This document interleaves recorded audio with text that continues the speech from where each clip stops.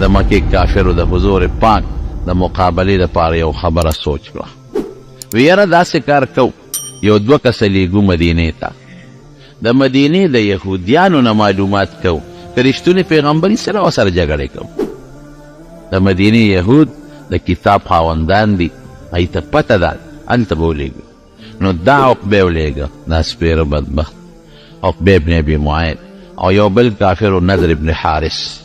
دا 2 کسه یې ولیږل. وی تاسو لاړ شئ او د مدینې د یهودیانو نه تپوس وکړئ چې مونږ کې یو هلک د پیغمبرۍ دعوه کړې ده، دا شکل، دا صفت او دا خبرې کوي چې هغوی څه وایي. دې دواړه لاړل مدینې ته. په مدینه کې یهودیان اوسېدل، هغوی نه یې تپوس وکړ. هغوی ورته ویې د 3 خبرو تپوس ته وکړئ، که دا جواب یې ټیک درکړه دی به رښتونی پیغمبري. ځکه مونږ کتابونو کې د آخرې زمانې د پیغمبر د دنیا د راتلو چې کومه موده ده نو هغه همدا ده. ممکن ده چې د آخرې زمانې پیغمبر راشي، خو هغه دا 3 خبرې بې د پیغمبر نه بل چاته نه دي معلوم. نو که جواب یې درکړه ټیک او صحیح ده، که درې نه کړه نو دی به دروغجن پیغمبر. هغوی چې رالل میټنګ یې راوغوښته، وی دغه رنګې د مدینې یهودیانو 3 سوالونه مونږ ته کړي،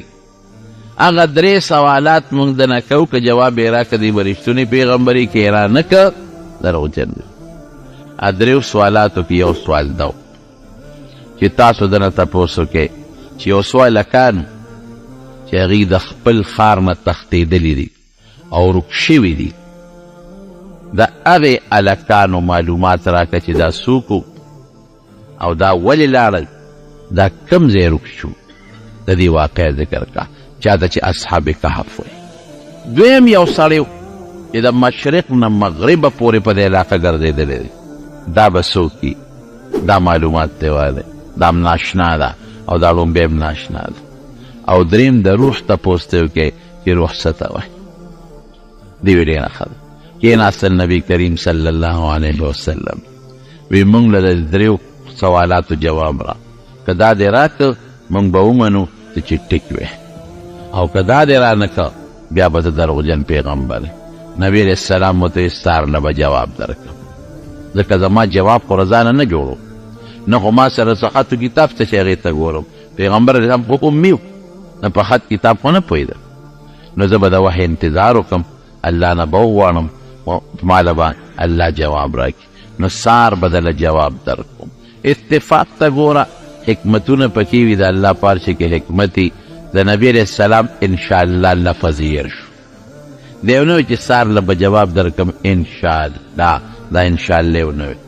چې وی نه وی بیا الله خفه شو، جواب لیټ شو.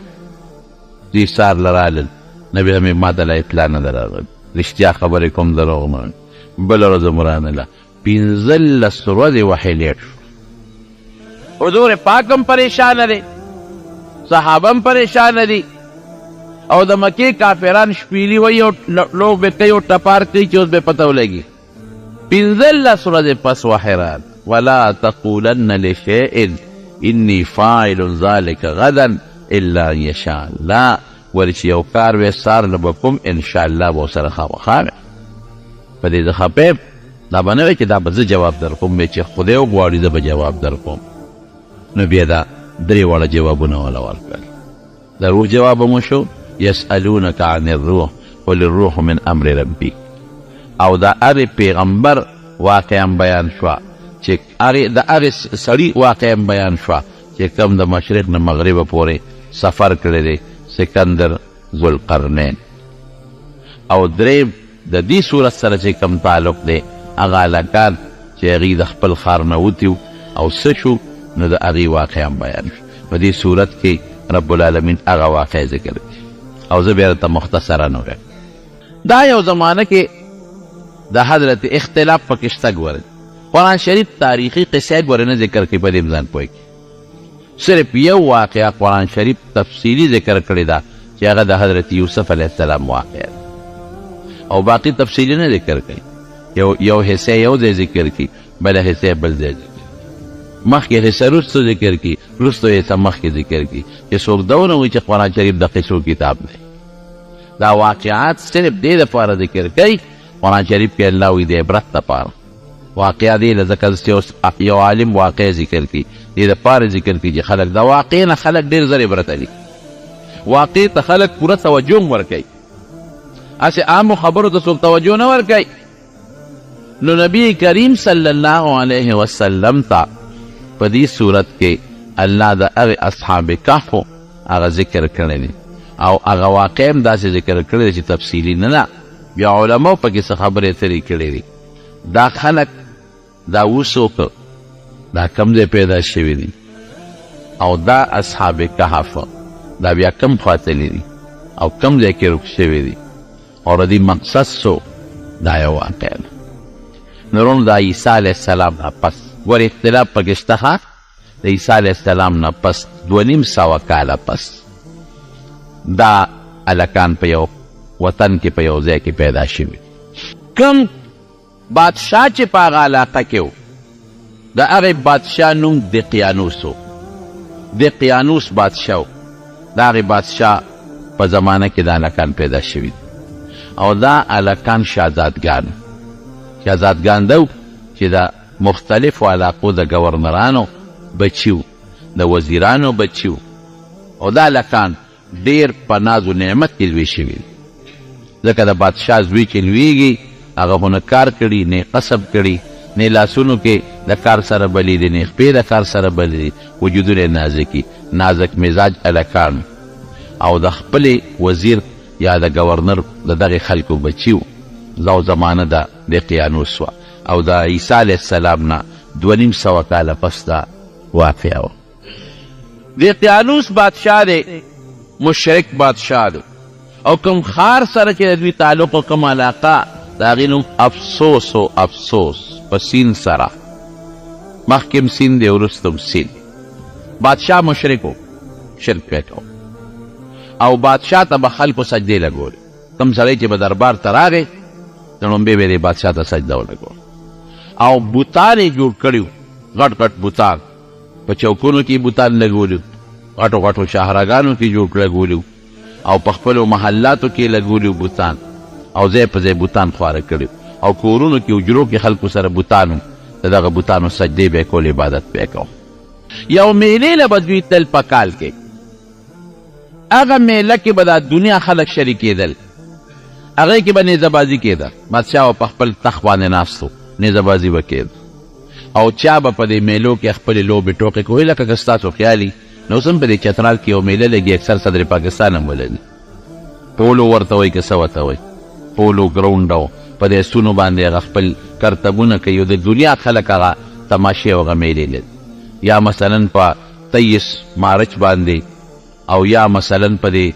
بعضې 14 اګست باندې چې دا فوجي میلې لګي او د ټینکونو د دې مظاهرې پکې خلک تماشې لري دقه رنګې به د بادشاه یو میله لګېدل هغې کې به هغه فوجي تربیتونه هم کېدل د هغه زمانې چې څه فوجي تربیتونو اسونه به هم پکې خلک وزغلول بادشاه به وزیران به او دا دنیا به راغونډه وه دقسې یو میله لګېدلې ده بادشاه دی دقیانوس وزیران دي لګیا دي خلک خپل کرتبونه کوي بوتان لګېدلي دي بوتانو ته سجدې هم کېږي بادشاه ناستې تخت لګېدلی دی اتفاق ته ګوره چې ته د یو اونې نه یا د یو چت نه یو پیشو را ټوپ کړی پیشو چې څنګه را ټوپ کړي پیشو د بادشاه د خوا سره پرېوت خو دې بادشاه دام دعوه کړې وه چې ګوره یو خدای زه یم د خدایه دعوه هم کړې ده او خلکو له خپل بوتان هم ورکړي دي خپلې ډانچې چې دا په کور کې کېدی او زما دې بوتانو ته سجدې لګوي چې څنګه پیشو را پروتې ده او پیشو ټس کړی دی نو چې د بره نه یو شی را پرېږدي نو خلک خامخا ویرېږي چې څنګه را پرېوت بادشاه فورا ټوپ کړلی او غوبل شو چې دا څه چل وی کله یو خوا منډه وی کله بل خوا منډه وی ملګرو لاس نه ونیو چې صاحب څه خبره نشته پیشو د بره نه را پرېوت دې لکانو پړه کې سوچ وکړو چې که دا خدای وي نو دا دومره یره به پرې نه راتله په خدای خو یره نه راځي ده خو دومره یره و د واغېشته زه به د تعبیر وکړم کتابونو کې نشته زه به د وګورم چې که پرتوګ یې چوکت نو ممکن ده چې ټول به لړلی فرعون سره هم دا چل شوی فرعون ته چې کله موسی علیه السلام مار پرېښوده که نه نو دومره دستونه یې کړي چې ټول پرتوګ او غار سي میدان یې ټول لړلی نو خدای العیاذ بالله د چې دا خبرې مې رایادې شي ډېر خوشحاله شم دیم شکر دی چې موږ د هغې ذات عبادت کوو چې هغه له نه یره شته نه پلیتي شته او نه پکې خراب صفت شته شکر دی د خشته او ښکلو صفتونو مالک او زموږ خالق او مالک نه لکانو سوچ وکړه چې داسې خدای دی یو پیشو ټس سره دومره یوره یری چې کرسۍ نه ټوپونه ووات تخت نه ټوپونه ووات او خلکو رونیوه خدای خو داسې نشي کېدی خو بادشاه دومره زورور دی پولیس فوج ورسره دومره دی چې څوک غږ نشي کولی نو یو هلک دی شهزادګانو کې پاسېد یو غاړه کې کېناست او په دې سوچ کې پرېوته چې دا موږ په کومو کندو کې پراته یو دا خو خدای نه دی دا اسمان چا پیدا کړی دی د پلار چا پیدا کړی دی د نیکه چا پیدا کړی دی انقلاب راغی په ذهن کې یاد وساتئ ورونو خدای پاک زموږ دا دین او د اسلام دا فطري دین دی فطري دین فطرت نبی کریم صلی الله علیه وسلم فرمائی ما من مولود الا یولد علی الفطرت یو ماشوم داسې نشته چې هغه فطرت اسلامي باندې نه پیدا د هر چا په زړه کې خدای ایمان او اسلام اچولی دی خو دا خو موږ د پلار مور عبادت ته وګورو نو هغه فطري طور اسلام ته راشو یهودیان د خپل مور پلار عبادت خانو ته ګوري او د هغوی عبادتونو اخوی رمایل شي عیسایان د خپل پلار مور عبادت ته ګوري یا خپلو سکولونو کې مدرسو کې سبق وایي اخوا مایل شي که یو انسان په داسې ځای کې لوی شو چې د یو مذهب هم نه لیدلی نه اسلام نه عیسایت نه یهودیت دی به مسلمان لویږي په دې اطرافو کې د خدای د قدرت او د وحدانیت نښې دي وفي انفسکم افلا تبصرون د انسان په دې وجود کې داسې نښې داسې نښانې دي که دې ورته سوچو کې دې به دا ومني چې دا ما دا وجود په خپله نه دی پیدا دی له یو پیدا کوونکي شته دی لږ زړه کې انقلاب راغی پوه شو چې خدای خو دې نه دی بل ذات دی داسې یو ذات دی چې د اسمانونه او د ځمکې او د کائنات پیدا کړي او دا ستوري پیدا کړي دي دا هر څه خود به خود نه پیدا کېږي او دا خدای سره شریک نشته بله لک راغی ام لاړ هغه سره کېناست بله لک راغی بله لک راغی دا یو څو هلکان اته نهه لس یولس هر څومره چې دي دا هلکان شهزادګان ښکلي نوجوانان رالل یو بل سره کېناستل او په دې سوچ کې دي زړه کې یو انقلاب پروت دی چې ناست دي دا یو د بل نه تپوس کوي هلکه هغه میله دې پرېښوده ته څنګه دلته راغلې ابل وایي نو ته څنګه راغلې ابل وایي ته څنګه راغلې هلته میله ده لوبې دي منډې دي ترړې دي او جادوګران لګیا دي جادو کرتبونه کوي او قسم قسم نخرې کېږي یو وایي چې زه خو به ال ویم خو به زما خبره پټه ساتئ ال وعده کوئ وی بلکل موږ به پټه وساتو وایه وی زما زړه کې خو دا رالل چې دا د قیانوس خدای نه دی الله واحد لا شریک وحده لا شریک له یو ذات دی چې د دې ټولو کائناتو مالک دی او لکه مې دا راغلی چې دا بوتان خو موږ په خپلو لاسو تراشل او جوړ کړل دې ته موږ عبادت کوو نو زه خو په دې سوچ کې شوم درازان نه شوم ابولوی قسم دې زما هم دا سوچ دی ابولوی قسم دې زما هم دا سوچ دی ابولوی قسم دې زما هم دا سوچ دی خالقه به ټیک ته زموږ دا سوچ دی اوس دا سوچ مخلوق ته رسول غواړي خو ګورې خفیه طریقې سره دې نه به څوک خبره ونه ولې که بادشاه خبر شو سرکاری مذهب بت پرستی ده که بادشاه خبر شو یا زمونږ پلانان خبر شو یا مشران خبر شو سزا به راله راکړي پټ پټ به داسې دا شیخ وره اوسه مشوره سلا به کوو خو خبره پټه کم دی پاتې کېږي بادشاه ته اطلاع ورسېږي چې دغه رنګې یو څو هلکان دي چې خو ستا سرکاري مذهب نه مني او نه تا ته خدای وایي هغې خو بل خدای مني بادشاه فورا دوی ځان ته ودرول او راوستل چې راوستل دربار کې حاضر کړ بادشاه ته تپوس وکړ تاسو متعلق څه خبرې رسېدلې دي څه مسله ده نو حق نه پټېږي فورا د دوی د خولې نه ووتل قرآن شریف کې په دې صورت کې رب العالمین رستو فرمایي الله تعالی رستو په خپله په دې کې ذکر کوي په خپله فرمایي څه وایي اذ قاموا فقالوا ربنا رب السماوات والارض رب زمون رب د اسمانونو د ځمکې دی لن ندعو من دونه الها لقد قلنا اذا شططا د الله نه ما سوا بل خدای نه منو او که بل خدای مو د الله نه علاوه ومنو خو دا خو مونږ ډېره خطرناکه او د جرم خبره کړي او دا خبره خو درست نه شوه تاسو خو دا یو نظریه ده او یو عقیده هم ده داسې هم چېرته پرېږدم میټینګ شروع شو چې څه ورسره وکړو پلاران یې چې کوم وو هغې وغوښتل وی ستاسو بچي خو دا عقیده لري څه ورسره وکړو هغې ویرېدل وی بادشاه سلامت چې ستا خدای نه مني او ستا مذهب نه مني زموږ بچي دې موږ ته دستبردار چې څه ورسره کې ورسره یې وکړه بعضې خلکو وی چې نه صبر ورته وکړه چا وی صاحب مړې کړه میټینګونه کېدل بادشاه وی نه یو چل کوم دوی له به لغونې مهلت ورکړو که دوی خپل زوړ دین ته واپس شو خو ډېره ښه ده او که خپل زوړ دین ته واپس نه شو نو بیا داسې سزا به ورکوم چې د عبرت سزا به داسې سزا به مې چا هم نه ورکړي وی ځئ بچې تاسو هلکان یې ناپویه یې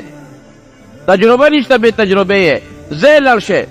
سوچ وکړئ مشوره وکړئ تاسو له 2 ورځې پورې مهلت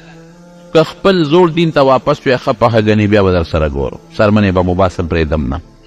تاسو له مهلت در کوم اوس که سمدستي م وجنم خلک وایي ظلم یې ورسره و هلکان و هغه نه پوهېدل دې مشر و دې خو پوهېده مهلت در کوم دې ویې ډېره ښه ده چې دې بار څنګه راووتل یو بل سره مشوره کوي چې دې ظالم بادشاه نه موږ څنګه اوس بچ کېږي د ده د یارې نه خو زموږ پلاران هم انکار و نور خلکو ته به موږ څنګه دین ورسب څه به کوو اوس ګوره نیازبین هم و که نه کوم چې نیازبین لوی هغه نه سفر کولی شي نه خدمت کولی شي یو بل سره دا مشوره وکړه چې دا کوره به لږې پیسې راولي او چې ته بار به وځو د ده د دې بادشاه نه به چې ته ځان بار وباسو په دا بادشاهي نه صحیح که نه بل دی صحیح هغه خو به داسې بادشاه نه وي لکه زموږ د پاکستان چې ده هغه به داسې بادشاهي وي لکه چارته دی چې ده یا د پېښور وه نو چارته دی نه خو سړی مردان ته تللی شي او پنډۍ ته هم تللی شي او پیاده منډې چې والي لاهور او کراچۍ ته هم تللی شي ډېره ښه کورونو نه پیسې راواغېستې چې پیسې راواغېستې یو لږه لږه صدقه وکړه او رالل یو غار دی د دې د کلي نه بار د کلي په خوا کې هغې غار ته ورننوتل چې دې غار ته به ننوځو ځکه که بار ممکن او مشورې میټینګونه کوو د بادشاه کارندګان او دا پولیس او دا او خلک هم داسې خلکو ته نیغ نیغ ګوري که نه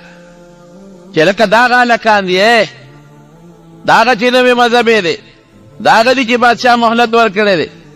نو یو کس یې ولېږه نو هغه څه چلو که ځان سره کور نه هغه خپلې جامې چې کومې د شهزادګانو جامې دي هغه بدلې کړلې او نورې زړې جامې هم راغشتې وې نو د هغه زړې جامې واغېستو چې ته لړ شه لږ خوراک راوړه خوراک به م وخورو مشوره به م وکړو هلال څه خوراک یې م راوړو کېناستل مشوره کوي چې مشوره دې څنګه کوي دې مشورې دوران کې ماښام شو چې ماښام شو ستړي شو په هغه غار کې ډډه وواله چې ډډه یې وواله خدای پې خوب راوست اوده شو قرآن شریف کې الله فرمایي فضربنا على آذانهم فی الکهف سنین عددا الله په دې غار کې اوده کړل څونه عمر قرآن شریف کې الله وایي 300 کاله 9 کاله د پاسه 300 په دې غار کې اوده دي دا د خدای لوی قدرت 300 او 9 کاله په دې غار کې دا اوده او قرآن شریف کې الله فرمایي داسې الله اوده کړل چې په ډډه الله اړی راړی خوب کې چې سړی په ډډه څنګه اوړي چې وجودونه ونه لګي خراب نشي غار هم په داسې طریقه د قرآن شریف کې الله فرمایي چې انور راځي نو د انور هغه حرارت او شعاع وردننه کېږي او چې بیا کله انور پریوځي نو بیا شعاع وردننه کېږي پوره انور هم نه وردننه کېږي چې د ګرمۍ د لاسه خراب شي وجودونه او داسې هم نه ده چې انور پرې نه لګي چې د یخنۍ نه وجودونه وپړسېږي څه ورته وایي دا بوږه بوږه شي د یخنۍ د وجې نه دا سرمن څه ورته تاسو وایئ داسې دغه غوندې شي بوږه بوږه شي وپړسېږي چې داسې وبړی شي د هغې نه خدای پاک ساتي اوده دي دوی دقیانوس بادشاه فورا چې هغه ټیم تیر شو د هلکان پیدا نه شو هغه فورا اطلاع وکړه چې دا هلکان راولئ ګرځئ لګیا دي خلک څوک یو خوا ګرځي څوک بل خوا ګرځي او قدرت الهي ته ګوره غار عجیبه غار دی قرآن شریف کې رب العالمین په خپله وایي دا غار په داسې کیفیت دی چې سړی پکې ورننوځي خولې تنګه ده نو دننه بیا یو طرف ته فراخه شوی دی پته نه لګي خلک یریږي نه داسې غار نه چې دې غار ته څنګه ورننوځو ګرځي خلک یو خوا بل خوا یو خوا بل خوا چکر لګي د دوی پته نه لګي دقیانوس بادشاه یو تخته ولیکله په هغې د دوی نومونه ولیکل او هغې سنبال کړو او اعلان یې وکړو چې دا کسان دي دا باغیان زمانه تښتېدلي هغه چې موږ ورته څه وایو اشتهاري مجرمان هغه اشتهار چې اوس په اخباراتو کې اشتهار ورکوي او د ده متعلق غټ اشتهار جاری کو او هغه تختې راواغېسته هغه په خپله د چې کوم خاص محافظ خانه وه هغې کې لکه اوس هم یو فایل دي که نه هغه فایل قاضي جج مشر جج سپریم کورټ والا ځان سره محفوظ کړي لکه دا شی بس فایل کا دا به پروت وي به وخت ضرورت په کار راځي هغه تخته باندې نومونه لیکلي دي د دوی پوره حالات یې لیکلي دي د پلار نومونه یې ولیکل او تاریخ یې ولیکه چې په دې تاریخ په دوی سزای موت فیصله وشوه او دوی نشته وتښتېدل دا اشتهاري مجرمان دي او چې چا هم راوستل هغوی له به دومره انعام میلاویږي او دا به موږ پالیسي کوو تختې کا فایل ځان سره سنبال کېښو دوی خو لال غار ته ودلي ګرځي ورپسې ګرځي ورپسې ګرځي ورپسې ګرځي پته یې نه لګي اخر کې څوک رالل دې غار ته چې ویې کتل دا پکې وده دي فورا لاړل بادشاه ته اطلاع ورکړه صاحب راشه الله سړي مې پیدا کړل کوم ځای دي یو غار دی خو صاحب غلې به اردو ګورې اوده پراته دي چې ویښ نه شي ونه تښتي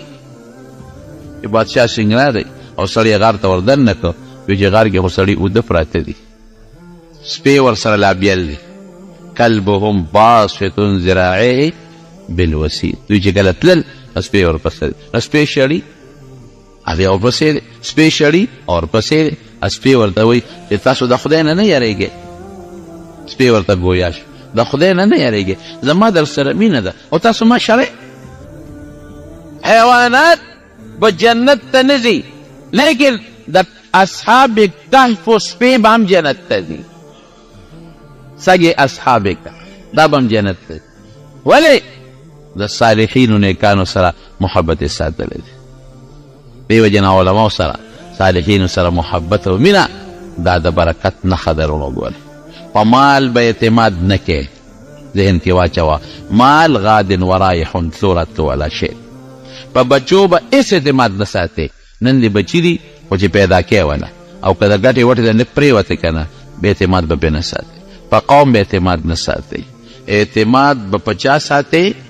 د الله رسول مینه باندې په چا به ساتې الله رسول مینه دا به جنت ته رسوي علماو سره محبت مینه دا به جنت ته رسوي صالحینو سره محبت مینه دا به جنت ته رسوي سپی دې ولې نه بادشاه چې راغی ویې کتل هلکه ودلي راویښ یې ګرفتار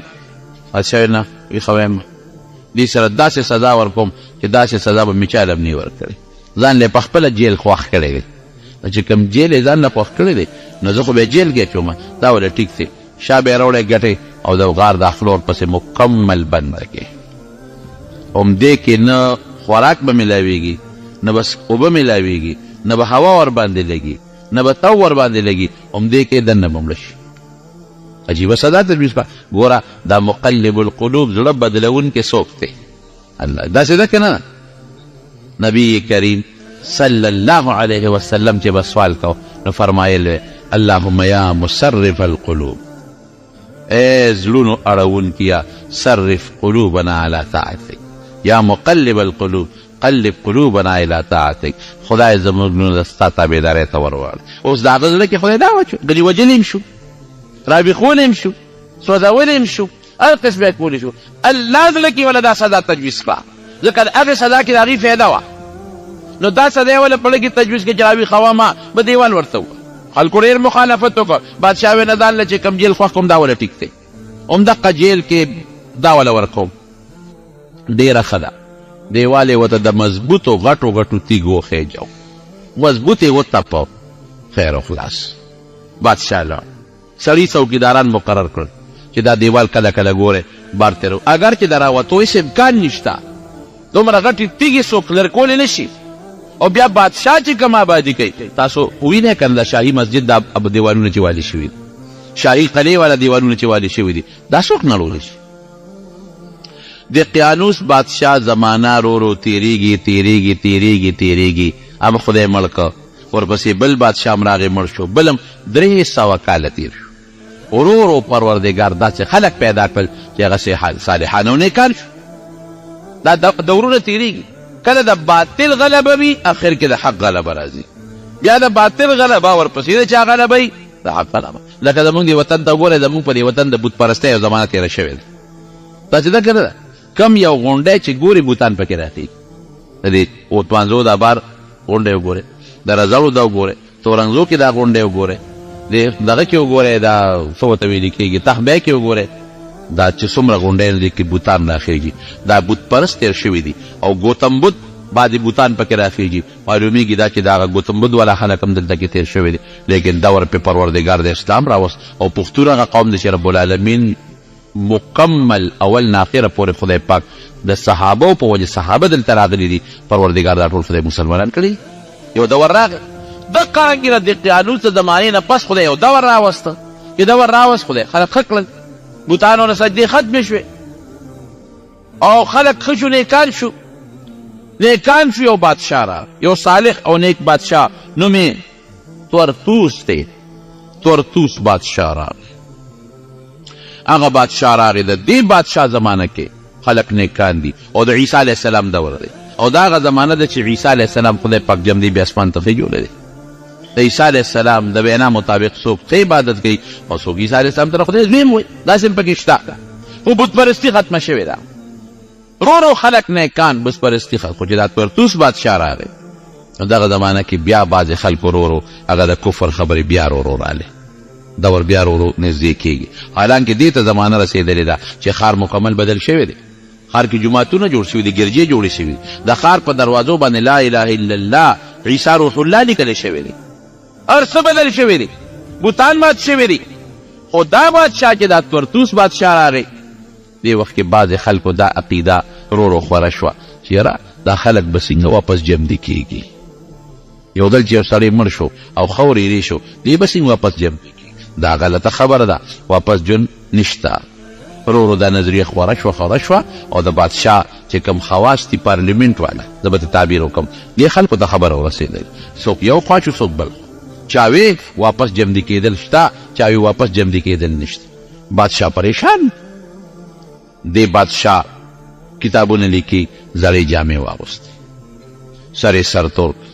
خپې بلې خپې شو او پروردګار ته درخواستونه شروع کړل چې یا الله یو نښه داسې مونږ ته ښکاره کړه، او دا داسې وخت چې نه پیغمبر شته او نه د پیغمبر صحیح تابعدار شته، نه د پیغمبر تعلیمات شته، ختم شوي دي، جاهلیت رو خورېږي. بیا پروردګاره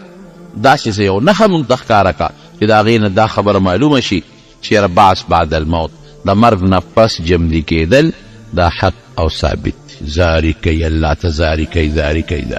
دې خو الله ته چل کړی دی، هغه دیوال خدای غورځولی دی. زمانه خو پکې 300 کاله تېره شوه. وازدادو 9 فلبثوا في كهفهم 300 وازدادو 9 309 سال دیوال هم پرېوتی دی، خو دوی دننه اوده پراته دي. خدای پاک حفاظت کوي. الله چې حفاظت ته چا کوي هغه څوک خرابولی شي؟ نشي خرابولی. پروردګار لګیا د حفاظت کوي، هېڅوک هم نه ورځي. دې خواته دوی را پاڅېدل، د خوب نه راویښ شو. هلته بادشاه خدای ته زاري کوي چې د خوب نه راویښ شي، راویښ شو څنګه؟ ویې کتل نو څه خوراک یې خوړلی و او سیده سر ته پروت و.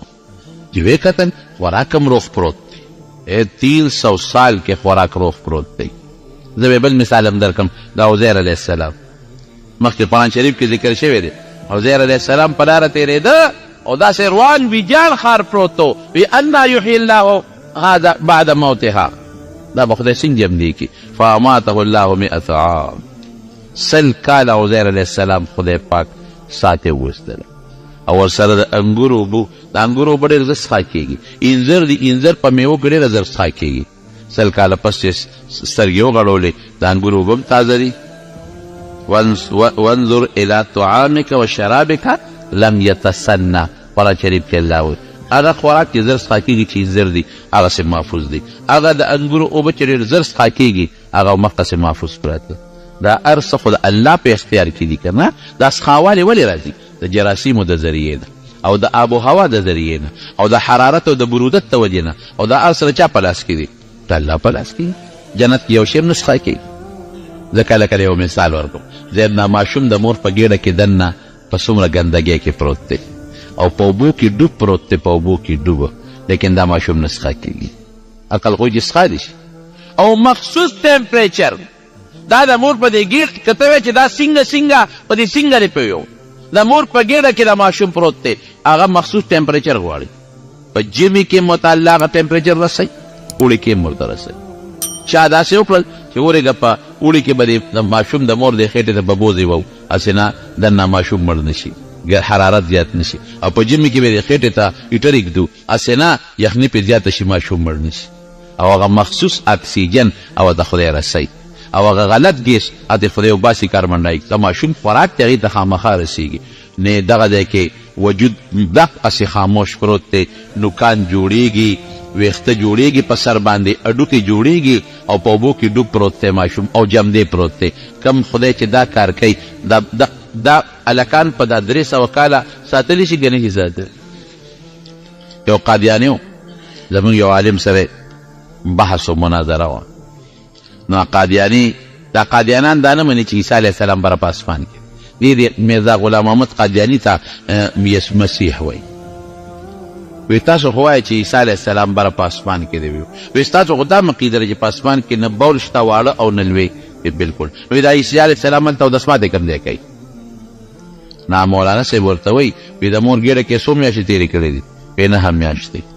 وی مور ګېډه کې د غول کوم ځای کول هغه کموډو ښایه که نه چې کوم دی پې ته ناست وی او هغه بول چې د کول هغه ځای راته وښایه چا به ډېران وښایه چې د مور ګېډه کې دې پکې متیازې کولې وی الله راله بندوبست کړی نو د خبیث بچی چې تا له دلته بندوبست کولی شي هغه هلته نه شي کولی دا اسباب د چا په لاس کې دي اور یو سبب د سوځېدو دی دا خو منې که نه لیکن ابراهیم علیه السلام چې ورپرې وسوځوي نه اوبه د غر کېدو سبب دی لیکن موسی علیه السلام څخه خپل قوم په خدای پاک راپورې باسه که نه دا موږ ته الله مثالونه ښیي جناب نو دی یو چې راویښ شو خوراک هم پروت دی دا یو ورته وایي چې لکه څونه ټیم به زموږ د خوب شوي ورو خبرې کوه بل څوک پوه نه لري د قیانوس دی څونه یاره ممکن ده چې یو شپه به مم خوب کړي یو شپه به اول ورته وایي یاره الله اعلم الله ته پته ده چې څومره ټیم وی قرآن شریف کې الله وایي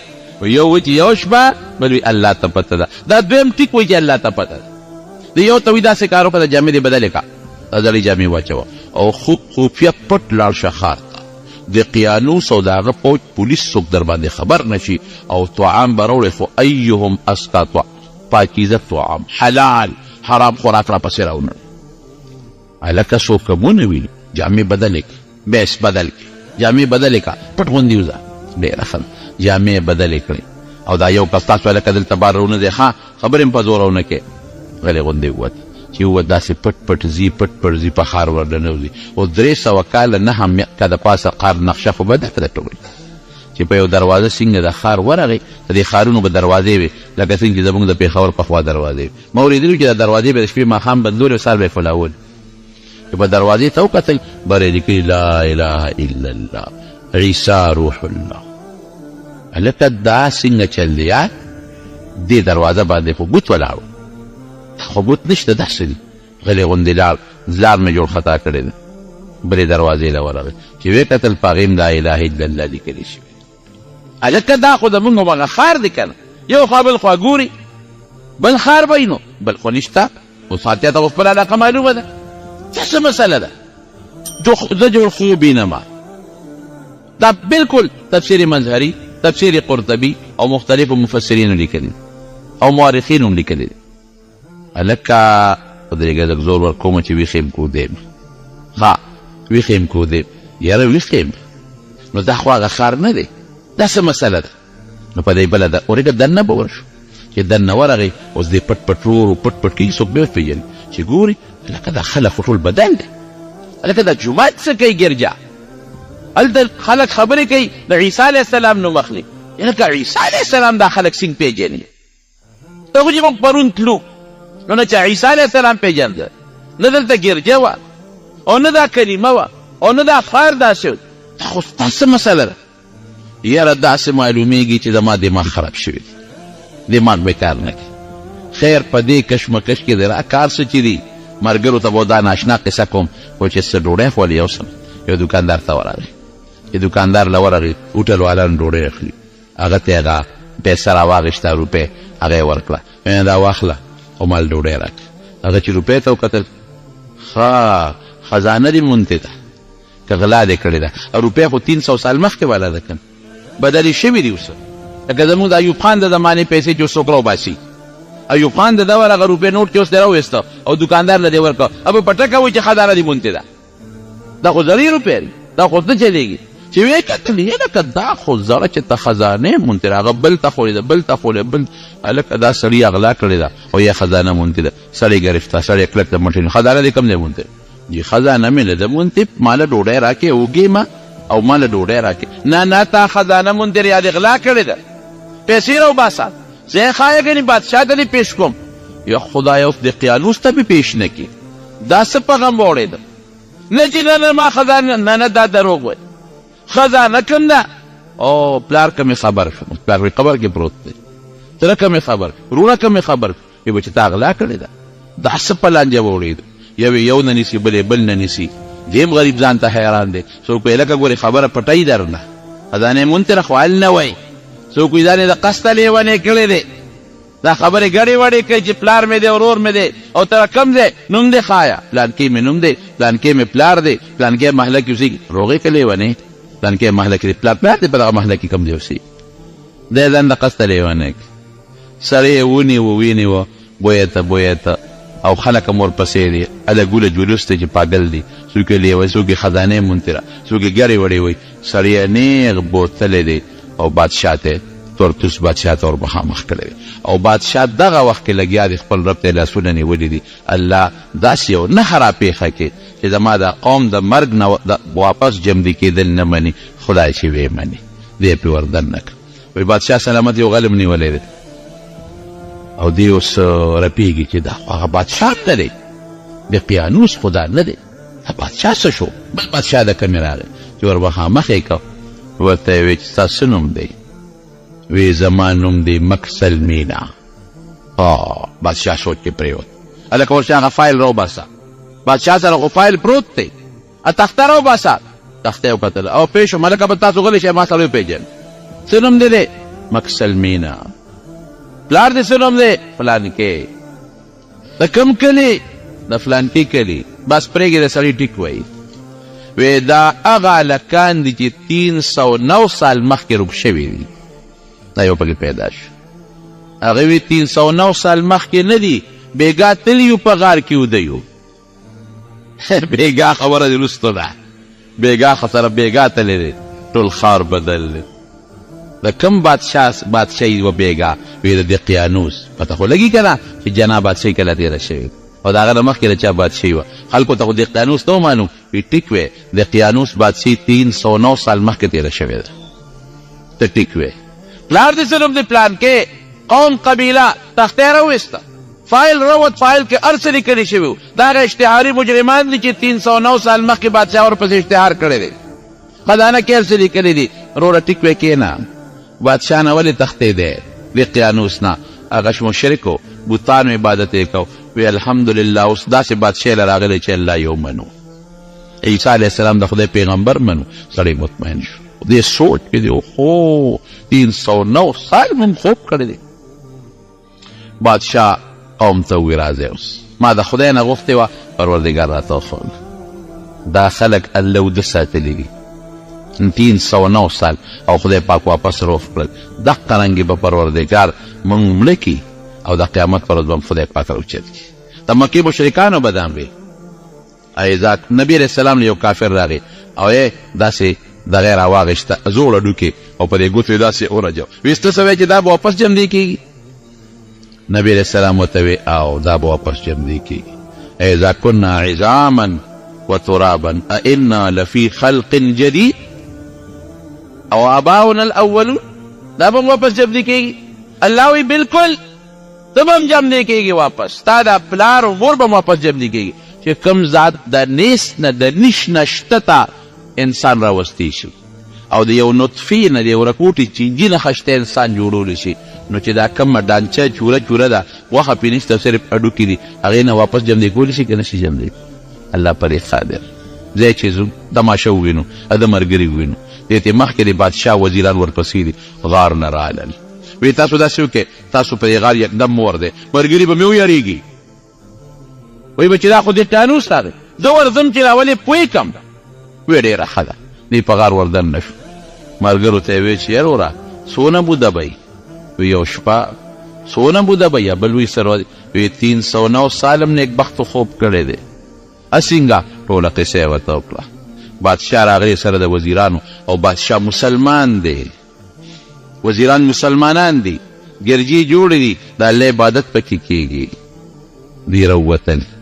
واپس راغلل چې راووتل د ټولو سره ملاقات وشو د بادشاه د ټولو سره ملاقات وشو او بیا دی بادشاه ته ووایي چې بس دا مهرباني وکړې مونږ به راځو تاسو له خو تاسو مونږ پرېږدئ خپل غار ته دی کې مونږ 309 سال پاتې شو الله دلته په مونږ د خپلو رحمتونو انتها کړې ده ځکه د الله نه یې غوښتې دا وه الله نه وایي ربنا آتنا من لدنک رحمتا د هغې غار ته چې کله ننوتل د الله نه دا سوال کوي ربنا آتنا من لدنک رحمتا وهیئ لنا من امرنا رشدا خدایا مونږه باندې رحمت نازل کړي او زمونږ په دې لاره کې پروردګاره مونږ ته سلوک هدایت او نیغه لار نصیب کړي نو د مونږ هغه دعا خدای قبوله کړه مونږ به دې غار ته رانه ځای به هم دی بیا به راځو درله هغې غار ته چې څنګه ننوتل پروردګار ته ساه وایستل فورا په الله خوب راوسته او پروردګار ته ساه وایستل الله مونږ کړل چې بادشاه سره د کارنده او تاسو اوس چې سړي خو رانوتل سړي پراته دي مړه پراته دي نو بادشاه هلته بیا جومات جوړ کړی دی په هغه ځای باندې جومات یې جوړ کړی دی اوس دا غار کوم ځای کې دی نو د علماو پکې لوی اختلاف الله خو یقین پته نه لګي الله ته پته لګي څوک وایي چې پرون کې یو غار دی پرون کې او هغې کې یو غار دی تفسیر قرطبي لیکلی دی په هغې کې د 21 سړو ډانچې پرتې دي تفسیر قرطبي لیکلی دی او دا امام قرطبي دا د غرناطې ښار سره تعلق لري اندلس کې غرناطه یو ښار دی دا تفسیر امام قرطبي د هغې کلي سره تعلق لري نو دی پخپله لیکي چې ما پخپله لیدلی دي چې د 21 کسانو لاشونه پراته دي څنګه لاشونه داسې ډانچه چې ستا غوښې هډوکي د ټولو سره یو شانتي وي هم غوښه شته هم هډوکي شته او بعضې داسې ډانچې دي چې غوښه پرې نشته او صرف هډوکي دي خو دې یقین نه کوي وی اس پتن لګي چې دا څوک دی غار هم شته د جومات آثار هم شته ممکن ده چې دا هغه کسان وي نور حقیقت ته رب العالمین خبر دی حضرت ابن عباس رضی الله عنه وی چې د حضرت معاویه رضی الله عنه سره یو جهاد نه لاړم وی چې لاړم نو وی خلک وی چې دلته کې یو غار دی او په هغې کې اصحاب کهف دي نو وی حضرت معاویه صاحب وی چې وردن کېږو چې تماشې وکړو چې څنګه دي وی ما ورته ووی چې نه ما وردن کېږه ځکه قرآن شریف کې رب العالمین فرمایي الله قرآن شریف کې فرمایي چې تحسبهم ایقاظا وهم رقود ته پې ګمان به دا کوې چې دا ویښ دي داسې پراته دي او د وده دي ونقلبهم ذات اليمين وذات الشمال ویې ښي او ګس طرف ته اړوم راړوم وکلبهم باسط ذراعیه بالوسید او سپی د غار په درشل باندې څنګلې خورې کړي دي پروت دی لو اطلعت عليهم لوليت منهم فرارا ولملئت منهم رعبا که ورلې که نه نو د یارې نه به د زړه ډک شي به پتې راوتښتې نو الله قرآن شریف کې داسې وایي نو مور نشي ورتلی که ورلې نو روب به در باندې راشي حضرت معاویه صاحب نه ابن عباس خامخا څوک وردن نه بوم چې پته ولګي نو یو څو کسان یې وردن نه کړل نو چې وردن نه کړل نو خو د یو سیلی راوسته داسې سیلی په دې غار کې دننه راله چې دې ته واپس راووتی راوتښتېدل دا د ابن عباس رضی الله عنه رایه ده شام کې یو غار دی شام کې په هغې غار کې دننه د مړو لاشونه پراته دي او د سپي لاشه مو سره شته لیکن ما ته چې څونه پورې اندازه ده نو څونه اندازه ده نو په اردن کې د عمان سره خوا کې یو غار شته اردن کې او ما ته مخکې ویلو چې یو قاري صاحب په خپله خبره وکړو زه د حسن قیرت مقابلې ته تللی وم اردن ته نو هغې غار ته زه په خپله ورغلی نو په هغه غار کې دننه لاشونه پراته دي او دا غار دوی څه دی نیم یو طرف ته دی نیم بل طرف ته دی نو په هغې کې هم څه لاشونه پراته دي او دا غار دا اردن والا مفتی شفیع صاحب رحمت الله علیه لیکلي دي چې دا په 1963 کې پودی شوې ده نو هغې کې دا پیدا شوې ده واقعي دا شداد یو بادشاہ تیر شوی دی تاریخ لیکلی وی جابر کافر او ډېر مضبوط بادشاہ و هغه زمانه کې چې څومره علاقه و په هغې د ټولو د سلطنت او بادشاهي و او دا یو خبره ده چې کوم سړي سره مال او دولت زیات راشي بادشاهي راشي د هغه په دې سر کې دا کبر او نشه پیدا شي دا لازمه خبره ده د ده په سر کې دومره لویه نشه راغله چې جناب د علاقې د مشرقو څه کوي چې د خدایۍ دعوې وکړه وایي زه خدای او بیا اعلان جاري کړ چې کوم سړی زما دربار ته راځي نو ما ته به څوک بکوي لکه زموږ بادشاهانو ته چې څوک ننوځي څوک ورته سلوټ کوي څوک لاس په تنګي کېږي خو سجده ما سوا د رب العالمین نه بل چاته جایز نه ده یو الله ته به سجده کې سجده کې ته د خپل مبارک او خشته او د عزت اندام چې سر دی دا په خاورو کې لګي خاورې د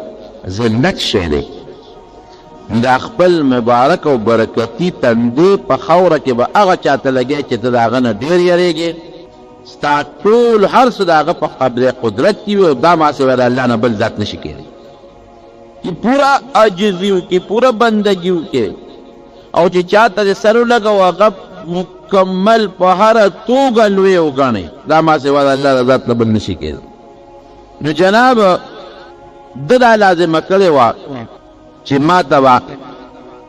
هر یو سړی چې زما دربار ته راننوځي نو دی ما ته سجده لري او بغیر د سجدې نه به دې زما دربار ته نه راځي نو چې کوم سړی به دربار ته راغی نو لاول به یو ځای ګورو په هغه ځای به بادشاه ته په ځمکه پرېوته سجده به ورګورو ولې د خدای روایت دی دینه کې بېر قسمه خلک تېر شوي یو بل بادشاه تېر شوی دی منځ کې یو خبره رایاده شوه هغه خپله ټوپۍ په د دروازې په سر ایښودې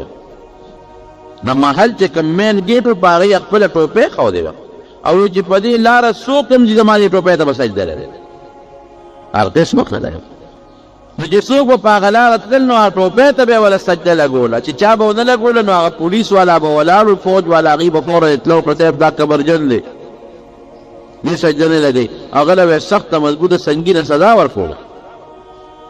ورته یو مجاهد په لاره تېرېده نیغ تېر شو او پروې ونه ساتله د بادشاه هغه پولیس کلک نو دې خوا نه ګوره یې څه ته ګوره وایي دا بره څه پراته دي هسې چې وکتل ټوپۍ او خدایه ته نه خبر ټوپۍ نو په ټوپۍ به ورته ګورم تاسو ورته ګورئ که څه دی وایي دا د بادشاه ټوپۍ ده وایي د هر چا چې ده خو ټوپۍ ده بادشاہ راو کنه که دا د خو ټوپۍ راوې تا کې پاړو سړیتوب نشته ته خو ټوپۍ رو پېژنې نه نو ټوپۍ نو څه څو خو چې سړی په سر دغه ډبره پرته ده ته د روزګار یې راکړه چې په سر یې نو ته نه فالتو یې راکړه ده به یې په سر کړه نیرون ته باران ته به یې ښودله نو خو ټوپۍ ده که نه کمبخته دا د بادشاه ټوپۍ ده ما نه وه چې د بادشاه ده نو چا له خیراتي دې بادشاه ورکړي وی نه دې ته به سجده لګې چې په لاره دې تا سجده ونه کړه اوهو افسوس ټوپۍ ته سجده وی د کوم بادشاه چې د دې ټوپۍ مالک کړ دا ټوپۍ د هغه د هغه ته هم سجده نه لګو سجده به زما تنګي هغه ذات ته لګي چې کوم ذات به موږ تنګي پیدا کوونکي خالق او مالک دی وی د مسلمان قسم دې زه دا مسلماني خدای زموږ په زړونو کې مسلماني کېږي موږ خو معمولي غوندې ټیپر او کمپیوټر او پارس خپله مسلماني دې دي کړو په لږ لږ څیزه اسلام او د مسلمانان هم بیا ځان خلاص کړي وی خانه تا دونه بیزتي بادشاه ته وی صاحب یو کبرجن هلک تو په لاره روان دی او هغه ته خو موږ داسې وی خو دا وی راپېښ یې کړې ما بادشاه ځان ته هغه وکړه لکه دومره ښه شی درکړي تا څه ویلي دي وی صاحب زه خو ستا احترام به کوم عزت به دې کوم زموږ بادشاه قدر به دې کوم څه حکم یې ما ته ووایه چې زما په وس کې زه به پوره کوم خو سجده به زما هغه ذات ته لګي چې کوم زما خالق او مالک سي ستا ټوپۍ خو څه چې د ستا کوم مخامخ راته ولاړې چې تا ته هم سر ونه لګو تا ته هم بادشاه وی داسې چم دی چې دې وجل غواړي خو دې په داسې مرګ وجل غواړي چې داسې مرګ د بل چا نه وی د بچي راولي بچي ولا راوستل بادشاه تلاوت تپوس کې لکه ته څه کار کوې معلومات ورسړي کوي وی زه صاحب غشو ویشتن او ویشتو واده اسې وتې به ما له د غشو د ویښتو چل راځي چې زه غشي ولمه نو هغه چې کوم ځای ته مې شیشه غشتي نو پوره هغه دی لګي کوټې یو انجن د هغې نه مخکې رستونه دي دا د بهادري وه چې د بادشاه په مخ کې د خپلې بهادرۍ اظهار کوو وی ښه غشي ولې او هغه چې کوم شیش دی برابر دی وی او ورچې ویله د بچي راولي بچي راوستل او زوی یې ورته مخامخ ودرېد او د هغه په سر باندې مڼه سیو کېښودې وی ته مې غشي ویښتو شي که دا لیدل او دا غشي راواله او دا اوس دا سیو به ولې پته به دې ولګي که ته دا غشو د ویښتو ماهر او دا سیو دې وویشته نو انعام به م درکم او خوشي به دې کړم غږ هم درته نه کوم او که سیو دې خطا کړ نو ستا هم سترمن وباسم او چې خطا شي نو سیټ به لګي د خپلې په سر یې ورته سیو ایښودي اوس دې ویلې چې سم چل درته اوس واقعي د غشي خطا کېږي خو د دوی سر به لګي یا به دوی سترګې لګي یا به پوزه لګي یا به مخ لګي وی دا سیو به ایښودي پته او که صاحب که مې وویشته ودې ویشته نو زه بری او به یوازې بریتوب نه تاله به ډېر لوی عزت هم غریب غشي ولینده په لاس کې واخیستل چې خدای پاکه تاسو په امتحان کې ګیر شو ما خو چې د غشي لاس کې نه دی اخیستی نه مې هنده په لاس کې اخیستې ده او دا سیو زما د دوی په سر پروت دی نو الله دا به څنګه چل کېږي زوی به مې لګي سیو به لګي د دوی سترګه به او ګران کار دی چې دوی مخامخ سوي ته ودرېږي د خپل ویوله دا داسې مطلب جوړه که خپل دوی دی اسی ورته په سر کېښوده وی شابه اوس شیشنا ته تا دعوه کړی چې زه د غشو د ویښتې ماهر ته کړه شم غشو یې لاس کې واخیستو یا الله ستا د ناموس او ستا د خاطر الله دا هر څه ما سره کېږي یو دې سجده تا لرغوم دې بادشاه ته نه لګي الله زما دا لاس هم ستا په واک او اختیار کې دی او الله زما دا بچي هم ستا په واک او اختیار کې دی او زما د بچي دا مرګ هم ستا په واک او اختیار کې دی او زما د عزت او ذلت هم الله ستا په او تا ته الله پته ده چې د غشي مې په لاس کې نه اخیست ای الله دې رسوایه نه خو نه وساتي چې غشي راښکه ور پرېښوده تاریخ لیکي تاسو یقین وکړئ چې پټک هغه سیو په دا منځ دی بچی یې بچ شو سیو ډکرې ډکرې خواړه بادشاه ځان ته رانږدې ته ویې ټپو ویې دا نارضوان دی دا باس ما بری م کړی بری مې کړی او زما ټوپی چې زما په دروازه پرته وي هر څوک پیري سجده به ورته لګوي او ستا متعلق د اعلان دی چې ته زوی هسکه غلی ګرده چې ګورې زما ټوپی خو ځکه چې چا ته هم سجده ما سوا د الله نه ونه لګوي دا د هغه باندې دی نو بادشاهان قسمونه تېر شوي دي شداد هم د خدای دعوه کوي د خدای او چې کم سړی به دربار ته راته نو دی لومبی حکم و چې سجده به ماته لګوي او چې کم سړی به دربار نه بارو نو د خپل شکل بوتان یې جوړ کړي دي نو یو بوت به خلکو له ورکو هر چا ته په کور کې د بوت پروت و هغه بوت ته به سجدې لګوي که مریض به راغی د دغه شداد بادشاه نه بیا غوښتنه کوله چې دا هله جوړ کړه که چاته بل څه تکلیف و ده نه بیا غوښتنه کوله چې ما جوړ کړه بس پوره د خدای دعوه کړې او ډېر لوی زور یې ډېر لوی طاقت یې که د زړه نه څوک وګڼي خو مجبور خلک یو ځل یې سوچ راغی یاره وایي خدای سره خو دوزخ او جنت دي زما خو دوزخ او جنت نشته یو نوی ځای کې یې کنده وپرانېستل او په هغې کې یې اور بل کړ په ځنګل یې قوم مقرر کړ وی تاسو به روزانه دومره لرګي راوړئ په دا اور کې واچوئ نو ماشین به بلېدغی او چې کوم سړی به د نافرمانه و چا به یې خبره نه منله چا به ورته سجده نه لګوله بس ابه یې نیوه اور کې به یې غورځوي خدای خو دې ته وایي چې سزا په اور خلکو له ورکوي نو چې کوم سړی زما نافرماني کوي د خدای به اور ته به یې غورځوي وی جنت په جوړو غواړي نو حکم یې وکړو زما په سلطنت کې چې کوم دی خشته خوږه ځمکه چې هر قسمه میوه زرغونې هغه ځای ما ته وښایه نو هغه زمانه کې چې کوم د زراعت او د ماهرانو هغې وګرځېدل یوه علاقې ورته وښودل صاحب داسې علاقه ده چې دې کې هر قسمه میوه کېږي ګلونه هم پکې دي اوبه هم پکې دي داسې دی چې اوبه هم پکې وي موسم هم مزېدار دی اعلی دی دا د دی ورته وښو اوس ډېر لوی شاندار دی او د اعلان وکړه چې په مخ د ځمکه کوم قسم میوه د هغه راوړه چې دی په خپل باغ کې وکړه او اعلان یې وکړو په مخ د ځمکه چې کوم قسم ګل دی او بوټي دي چې هغه په خپل باغ کې وکړه بس لګیا دي پکې کار خدمت پکې کېږي په باغ کې او داسې یو اعلی او قیمتي باغ یې جوړ کړ داسې قیمتي چې په مخ د ځمکه د میوې کمې میوې بوټي و نو هغه د په دې باغ کې او چې کم ګلاب و کومه اونه وه هغه د په دې باغ کې وه وی خلک جنت د ولی وي نو ماله به داسې کوی چې خشته ښکلې ولې به د ما په دې باغ کې بیږي نو د اوبو خشته منیدارې ولې یې پکې جوړې کړې چا ورته وی صاحب په جنت کې خو به د پیو ولي وي وی لختې جوړ کړې او میخې راولې ابه لشې او هغه میخې به هغې هغه پی به هم زما په دې باغ کې روانې ګرځي به وی جنت کې خو به شاته مي د شاتو ولې به مې وی لړ شی او په مخ د ځمکه ګرځی چې کوم ځای د شاتو مچۍ وي راولې حتی کې چې کوم د زندګۍ او د آرایش او د خوبصورتۍ سامان و هغه ټول یې د په خپل باغ کې کېښودل خشته خشته جینکۍ او هلکان یې راوستل هغې یې په هغه باغ کې ډېره کړل غټ غټ محلونه او بلډینګونه یې پکې جوړ کړل او چې څومره ویري دي لال جواهرات یاقوت مرجان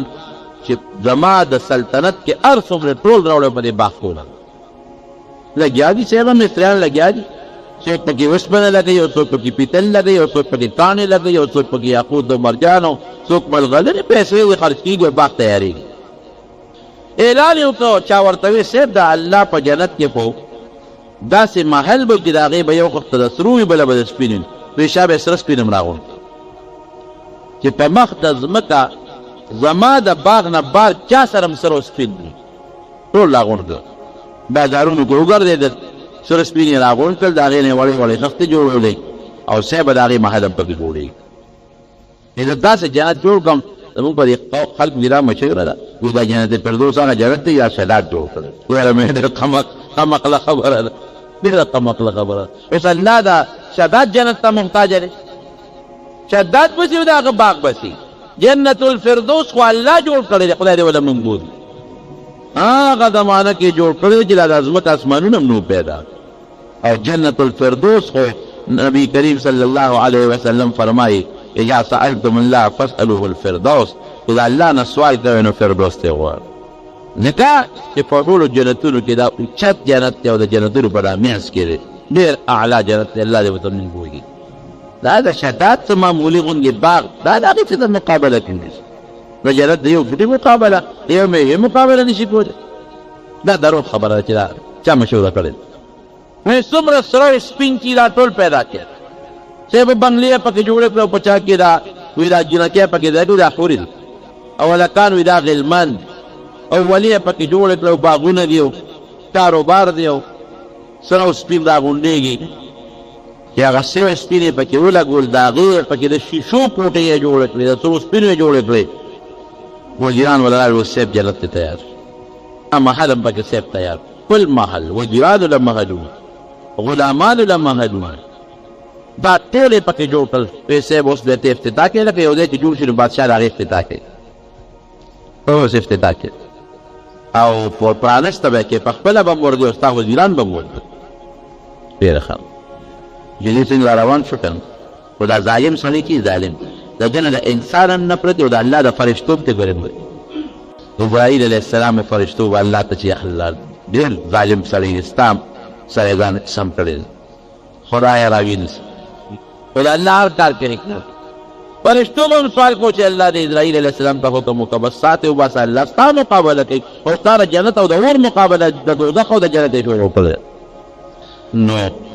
جناب چې هغه جنت یې تیار کړو وی چې ته بار هم سر پرېښود وی نه سر سپین هم پرېښی وی نه سر ویرې یاقوت مرجان ملغلرې دا هم پرېښي وی صاحب قسم نه دی پرېښی ته راشه جنت وګوره داسې نه دی ډول یې کړی وی غږ ورې که زه خبر شوم چې لږ سره او سپین او داسې وینه لږ هم بار پاتې نو بیا به سره ګورم یو سړی را مخکې وی صاحب لږ سره بار دی کوم ځای ویره یو ماشوم نجلۍ وه د هغې غوږ کې والی وسرو من ویلو موږ د راوالی رسټې خو هغه په ژړا شو په چغه شو یتیمه د پلار یې مړ دی زموږ په رحم راغی دقه والی په فلانکي کلي کې یو ماشوم یې په غوږ کې ستا او باقي په مخ د ځمکه چې څومره کالي د ښځو او د نرو موږ ټول راغوښتلي ستا په باغ کې نه ګوري وایي هله به د اس نه کوزېږم چې د دغې ماشومې نه هم دا والی راوړی وایي هله به د اس نه کوزېږم چې د دغې ماشومې نه هم دا والی راوړی وایي هله به د اس نه کوزېږم چې د دغې ماشومې نه هم دا والی راوړی وایي هله به د اس نه کوزېږم چې د دغې ماشومې نه هم دا والی راوړی او د جنت د دروازو خوا کې ولاړ دی دننه ټول فوج او لښکر وزیران ورسره ټول ولاړ دي وی صاحب تاسو را ننږدې نو بیر سړی ننهږي که نه هغه والی به ترې سره وړي وی نه نه تر څو چې دغه والی هم نه راوړی او دا په دې جنت کې لګولي نه زه به قدم دننه مټې شوه او ماشومې له نه بادشاه هغه کارنده وویل هله بچې شه به دا والی راکړه بادشاه کنور کې ولاړ دی جنت ته نه داخلېږي خپل دغه ته شابه ماشومې چېرته ورکوي ماشومې نه والی اخله هغې چغې جوړې چې نه نه نه زه نه ورکوم نه ورکوم بس هغه تاسو ته پوتې کړو چې دی لږ چک ورکړو دی لږ چک ورکړه دا غوږونه یې ویله وشلول او هغه والی ته وکړه به منډېدل ماشومې الله ته مخ کړه چې الله ارمان نو که زما پلار وی نو زما دا والی خو به یې زما نه دې ظالم نه وی یتیم یم یتیمان تا بې صرف کړم پروردګار زما پلار نه هغه د هغې پلار هم څه نه شو کولی خو د هغې ماشومې په زړه کې خو د هغه چغې جوړې کړې الله دې ته بیا څه کړی ما یتیم یم نو که نن زما بابا جمدی وي که نه نو زما دا والی خو به دې ظالم ما نه نه وړي واقعي حدیث پاک کې راځي چې د یتیم په سر به د رحم لاس کړی او الله په دې باندې خوشحالېږي چې څوک د یو یتیم ماشوم یا ماشومې په سر د رحم لاس کړي دنیا کې په الله رحم کوي او د یتیم او د مظلوم هغه حدیث پاک کې راځي چې یو مظلوم چا سره څوک ظلم نشي هغه ته مظلوم وایي یا هغه هغه د خولې نه وباسي د الله دربار ته د دې نه زر رسېدونکی شی بلې نشته او الله ورته وایي چې ای مظلومه ظلم در سره شو لانصرنک ولو بعد حین زه به تا سره امداد کوم به ظالم نه بدل بدل راکړم نو لږ ساعت پس وي خیر دی خدای بدل بدل راکړه هغې ماشومې اثر الله ته اوچت الله دې اوچت کړ بادشاه وی څه جلم وکړ وی دي هغه والی نه وړه شاه به دا ویلي کې زرګر ته ووایي چې دا به دا کوي لږ دې روپۍ به نه هغه وایي چې رب العالمین اسرائیل علیه السلام ته حکم ورشه ورشه دا ماشومې دعا قبوله شاه به ورشه چې دا سپوره ده نه د دې باغ ته قدم وانهړي چې باغ ته ننوځي چې دا مړی ورته نیولي ساري ته ایستي شاه به فټافټ بادشاه وزیران ټول شاته ولاړ دی او پورته لوی دومدام جوړ دی او باغ جنت ویله جوړ شوی د هغې افتتاح ده او ډیلکي دی او نخري دی او ډوډیګانې دي او میلمانه دي او لوی شرمول جوړ دی او ناګهانه اسرائیل علیه السلام راغی او په قصات ورنږدې شو مړی نیولي او سیت یې وایستله په هغه اس د پاسه مړ شو لاندې راپرېږده یعنې باغ ته داخل ده او روایت کې راغلي چې ماشومې الله ته فریاد وکړو نو فرشتو الله ته چغې جوړې چې یا الله دا ماشومې ورته مې د ډېر ظلم ورسره کېږي یا دې ظالم سره خو ډېر صبر ورته وکړي الله رانیدی د ابراهیم علیه السلام نه چا تپوس کړی وایي ته خو د ډېرو خلکو نه څاګانې وباسې دا راته ووایي چې ته په چا دې رحم راغلی دی وایي نه زما په اړه دې رحم الله نه دی کړی ما ته چې الله حکم کړی دی که هغه ماشوم دی خو ګدا دی په لس دی په شل دي ساعت روانه ابراهیم علیه السلام سره ډېرې فرشتې ملګري چا نه بقره وباسي چا نه د نورو فرشتې په ذریعې څه وباسي هناسې رحم نه خو هسې چېرته د افسوس یاره وویل دی کې مې افسوس کړی وی هغه څنګه وویل دریابي کښتۍ روانه او په دریاب په منځ کې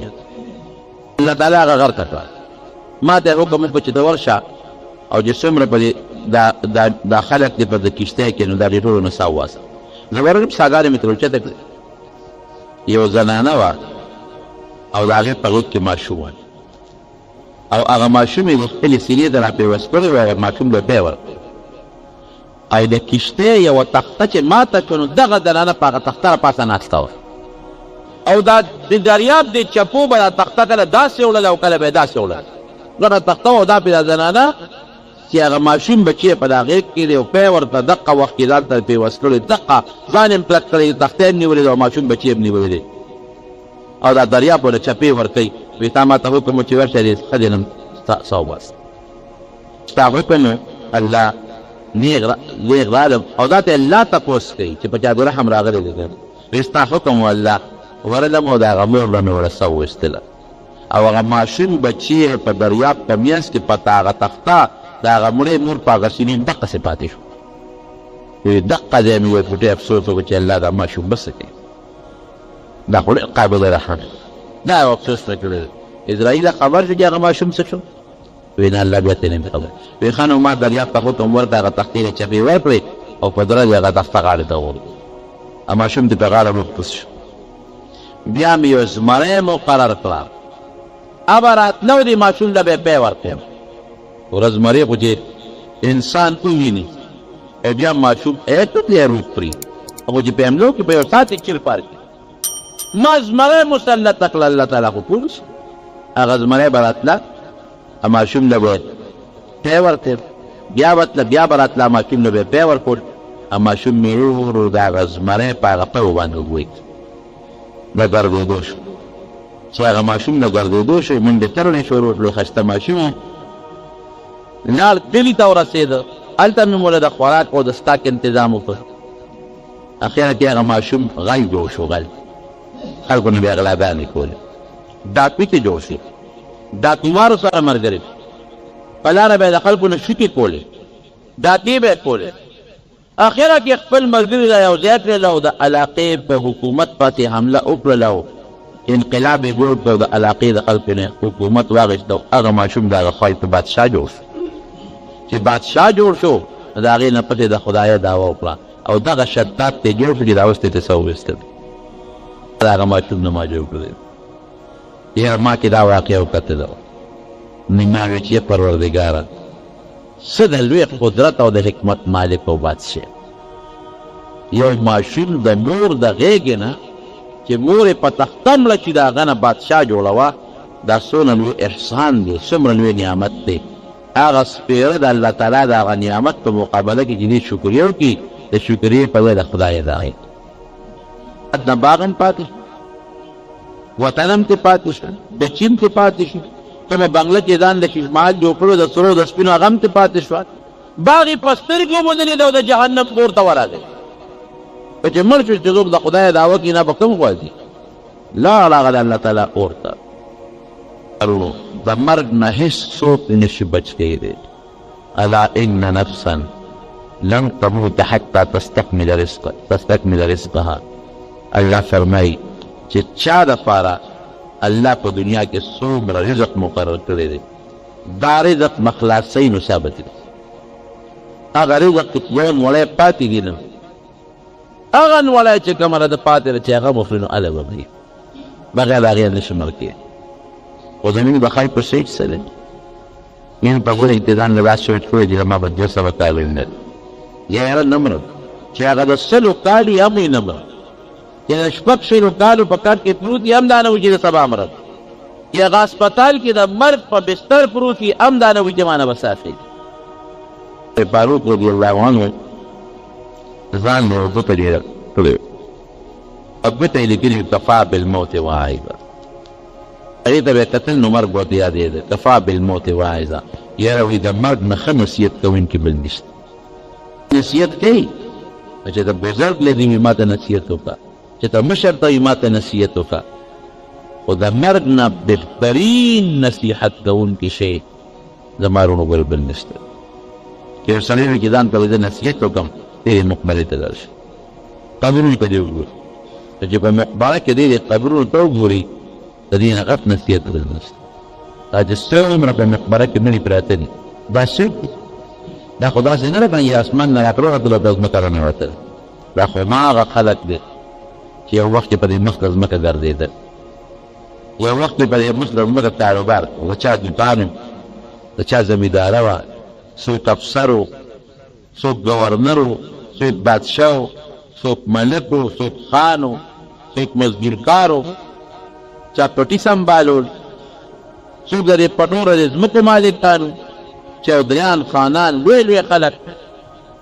به یې ته وکتل دا ټول د ځمکې لاندې پراته نه ځان سره کارخانهدار کارخانه یو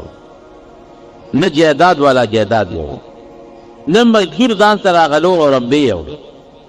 نه موډا ځان سره هغه خپل کتاب یو نه بدماش ځان سره هغه ټوپک او کلاشنکوف یو یو څیز دی چې ځان سره خلک وړي هغه دا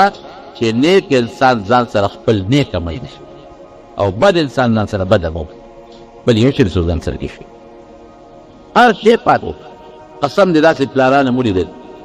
چې هغه ډېر د عزت خاوندان ډېر د عزت او ډېر د قدر خاوندان او ډېر د جایداد او دولت خاوندان او چې کله مړ شوي دي نو دوی وایي یعنې بس وي خلک چې خدای پاک ایمان نصیب دا وایي د خیرت اخلاص شو دی خو دغه لفظ د سپک دی نو دا لفظ دغه څوک نه ناجوړه پرېږدي په ګټ کې رښتیا ووایي بیا به خپل بچي تنګ یې په فکر پروت دی دونه څوک دی چې په ډډه یې واړوي دونه څوک دی چې د اودسمات انتظام به وکړي دومره بیا څوک دی چې پاکې جامې ورته واچي هغه د عزت خاوند چې نوکران به ترې مخکې رسته تلل هغه بیا په ګټ کې بېعزت او رسوا پروت دی او چې مړ شي زه بس یاره وم د دې بیمارۍ نه هغه مرګ هو ویې کړه چې خدای پاک ایمان نصیب کړو او رښتیا به وایو تاسو مؤمن ده بیا دا خپل مړي د خلکو یاد ورته هېرې شي هېر شي نو یاد نه پاتې کېږي زموږ مولوي صاحب رب العالمین د جنت په هغه کې محبت و ټولو سره او بیا د خپل اولاد سره او د بچو سره او ما سره بیا مین مې بیا به یېرېږي سي الله راغلی چې د مقبرې ته ورشو رایادم شي یا که سړک چې زه په لاره ورته قبر ته وګورو رایادم شي زه دعا ورته وکړو دارنګې د هر چا پلار او مشر یو 3 ورځې یادي یو میاشتې یادي یو 40 ورځې یادي او چې هغه ټیم ختم شي بس صدا او پخوا دا خلک خو مشران دې په دغه وخت جمعې په شپه باندې یا په بله شپه یا په بله شپه چې د یو ډوډۍ به پخه کړل وبیا موږ په ارواح خیرات شو زموږ هغه شی ختم شو وبیا مړي د خدای بخي بس یو ډوډۍ بابا حضوري ما ته پخپله دا زه دا وایم چې شمدي مې دا پلار پسې خامخا کمبخته څه جومات کې خیرات وکړو څه کوه وایي کار مې سره پلار دی نو وایي ځان پسې بیا تور کړه یې دا دی وو ځمکې یې وه پټې یې وو ځان پسې بیا خیراتونه کول که نه یې د خدای نیک بخته تا ته پاتې شوه ته یې پسې وکړو هغه ته هم د پلار نه پاتې وه هغه ته مې په خپله ګټه کړه دا ورته زه خپله بېدا تفصیل نوم درته نه هغه ته د پلار نه پاتې خپله یې ګټه کړه هغه ته پلار نه پاتې شو هغه نه موږ ته پاتې شو زموږ خپلو بچو ته پاتې شي او چې خیرات یې کړو ځان پسې بیا ښه ما څه کار یاره مې د نر بچی هم ته دقسې پکار ده رښتیا چې ځان پسې سړی نه کوي او دا تمه کوي چې را پسې به زوی خیرات کوي چې دا زوی پسې اړوونه کوي ځان پسې کوي خیرات او د دواړو جهانو مبارک سردار پکار ویه سړی مې ډېر بېماله دولت دی په دې خیرات به نه کوي صدقه به نه کوي خو چې کله شپې ګرې ته کي او دا کټ کې پرېږدي دا د مرګ زنتدن ته نږدې شي نو بیا څه وایي وایي دا د پلانکي دومره شوقه دا به جومات کې ولګوئ دا به پلانکي مسکین له ورکړې دا به پلانکي له ورکړې دا پلانکي له به ورکړې وایي د مرګ په وخت کې خیراتونه کوي پلانکي له دومره پلانکي وایي چې دې مړ شي هغه ماده څنګه پلان کولی که دې ویو که نه وایي د پلان کولی دغه خیرات چې دا کوم د مرګ په وخت کې په زرګونو په لکونو د ترونو روپیو خیرات کې چې کوم مخکې ټیک ټاک جوړې د یوې روپۍ خیرات ته هغوی ثواب نه رسي دا خو ستا صرف د طماقت نه لکه سپین ډوډۍ پختی چې منډې ورپسې ووایي ووایي ووایي او خوند ونه کړي دا وایي د خدای په نوم شوه چې د خدای په نوم ته داسې ولوړی واچوئ د خدای په نوم زموږ دغه خیراتي یا د مقدار اسقاط اوفو او ګواتې دا ګوګلې نن زه به نه وړم داسې خوشحاله عالم چې په خلکو مې راباندې کړه خو مې اوس به دوه جرړه به جوړه شي یعنې حیران په بل څیز شوم نه قسم دی څه خو زمونږ دا سپېره بعض امامان په قهر د خدای اختا خو څه مې پکې قسم دی نن غټ غټ پوښتان ولیده نه علم نو چې ما ورته یو پوښتون ته بدل نو څادر یې تاوه نو بیا د لاسونه یې رپېدل نو کله به یې داسې اړوه او کله به یې داسې اړوه کله به یې داسې اړوه ما نه یې خدایه بس ما یې دا اوس څه کوي یا د خدای نیک بخته راوړي د جایداد مالک یې داسې کوي هغه د اسقاطونو استاد بیا هغه لورې ټوکې جګړې یعنې ما د په جامعات باندې خدای وبخښي وما وینئ خدای ته وګورئ ځان ته هم دا نصیحت کوم او تاسو ته هم ټول مرګ ځان ته رایه چې دا د دنیا څومره مال او دولت دی والله بالله چې دا ټول دلته مونږ نه پاتې دی مردان دا لوی نواب تېر شوی دی مشر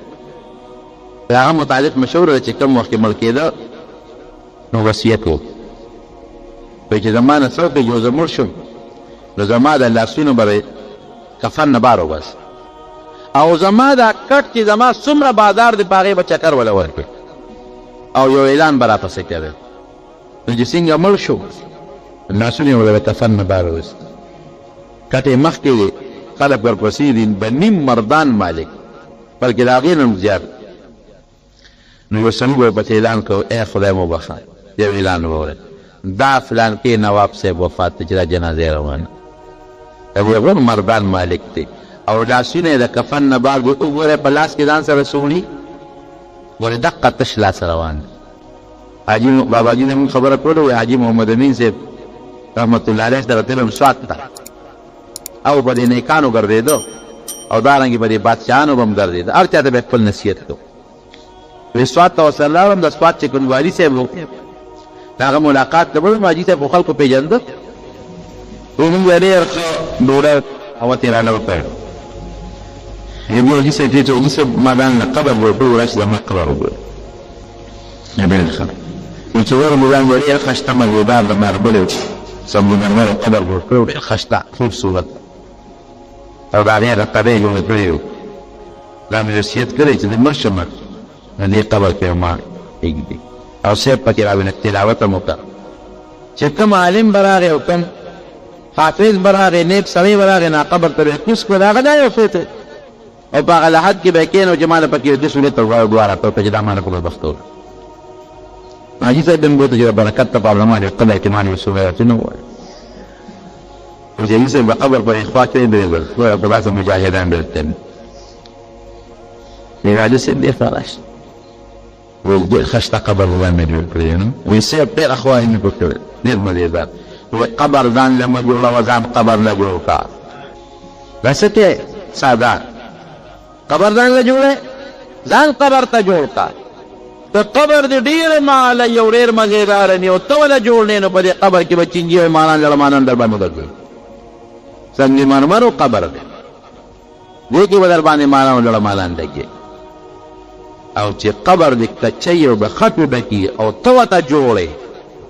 نه د پیغمبر وینا د هغه قبر بدل د جنت د باغتو باغچه څنګه ونمر څه کوي قبر روضه من رياض الجنه د جنت د باغچو باغچه د جنت د باغچې نه څنګه ونمر قبر څه شي او یا فرصه من قفل النيران د جهنم د کندو کند د بدمنه سړي قبر د جهنم د کندو کند په ځان قبر ته جوړ کړه څه کوي واګي څه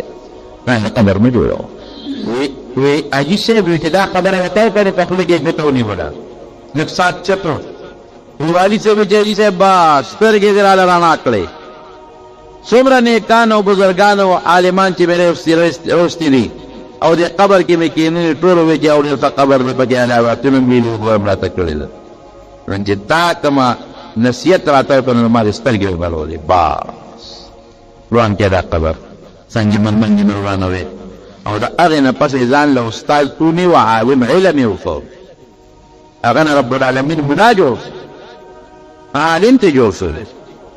بعد حدیث باغ یو ټکی چې سره تو اثر وایي نامو چې جنازه کو جنازه مو دې جماعت ته شو نامو یې با کې نه شو ته ارچ خپل وګړه تا په دې کې جنازه نه شو کولای شریعت یې وسه مقبره ته او بیا نبی علیہ السلام فرمایي چې قبر ته ایثار چا وسره انقلق ولن تقتل امان کې حدیث کول دي چې جنازه له اطلاق یو قیرات ثواب وشو او چې د قبر د دفن پورې سار شو دو قیرات ثواب وشو او یو قیرات د حد د غر عمره نو کومه قیرات او حد د غر ثواب برباد کړ بس قلب ته ځانو کوي د خدای درځه پر دمو جرادي نه دي بس ما دوا بو یوم دي دوا بو نه دوا نه بس دا جنازه دوا وکړه سرون تدبیر نه پاتې ته جل مغفر لحينا وميتنا دعا نه دا غي نه پس دوا به پرې دې نه وخت چې مورخه کی پلار فقیر وردا خزیره چې هغه قله حتی پوزيتي ناجایزم شروع کړی مونږ مې راځینګوي دا څه پاره دې کې دا غرض نه چې دوا به کوي کې غرض دار چې ګوري تا دا هغه مخه تا جنازه مې وکړه ځان په خې بیا دې کړه ثواب دې به مې نه مکو دا قصه بالکل پرې جنازه خالص د الله تعالی لپاره چا دا روان قائم په چا ویل دی او په داوونه دی هو هذا لمن وارث تعزيه خدر وتعزيه بغرض متبرك دي ولا ولا ونشا مسيوت يوم تلقى يقول تعمو بقي سبب علم فلو بقي خلق بمري تسديه لا ورث تعزيه ثلاثه نو دوا به په صحت پته مجه په مسالې پته مجه په پریته مجه چې هغه ته بازار وخت چې سبا د معمولی لا شي ته په دې چې دلته قبر په نو سبب د ما قبر په جنازه پکې د خپل درنه باندې کوم چا د خپل لپاره چا وکړه ته په دې لاله چې ما ځانو خو چې راغلی ته به معمولی درنه قبر یو کنه ما ستا یو کنه ته به ما قبر کنه اسو پکې لال جانمات برو نو د خدای په نوم د الله د رضا دپاره کوم سړي وي چې الله اکبر هر سم تباه و برباد عبادت نه موږ رواجونه جوړ کړو بیمارونو د الله د رضا دپاره چې کوم عبادت دی هغه موږ تباه و برباد نو د مرګ نه نصیحت دی دا چې نن وایو چې هلته لاړ شه نبي علیه السلام فرمایي جنازې ته ایثار کړو منې دفنه پورې ایثار کړ هغې کې غټ مطلب دی چې د قبر نه د مقبرې سړی عبرت والي نبي کریم صلی الله علیه وسلم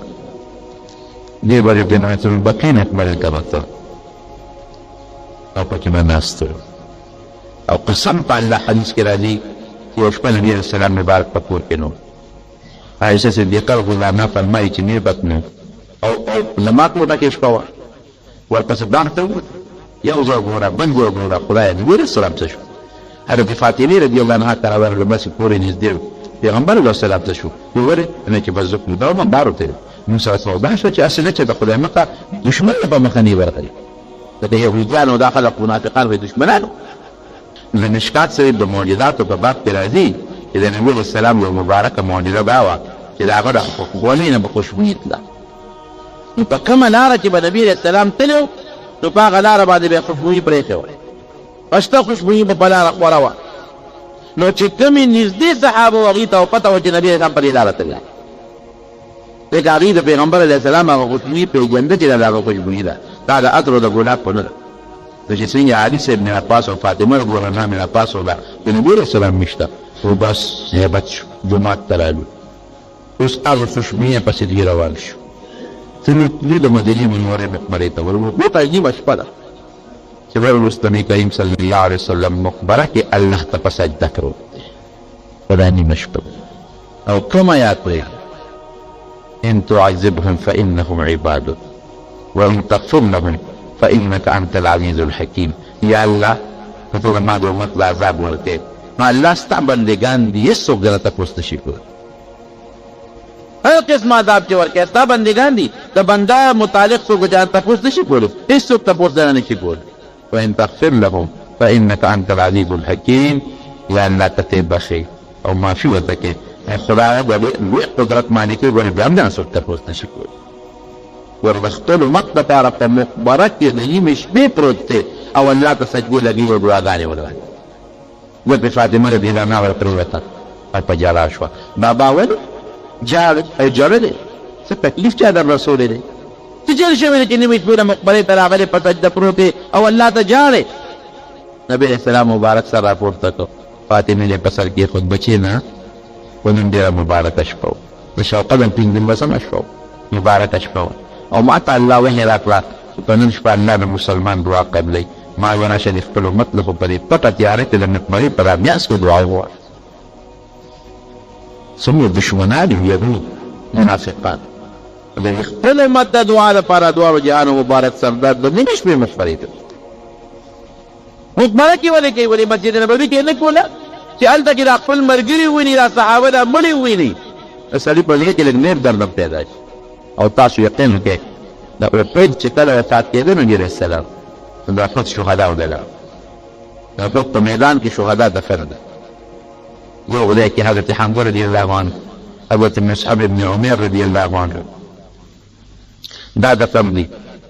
او عبد الله بن جحش رضي الله عنه دا درې باندې ورغو دفن دي او لږ مخامخ بله یو قلعه ده په هغې کې نور صحابه کرام دفن یو صحابي فرمایي نبي علیه السلام لا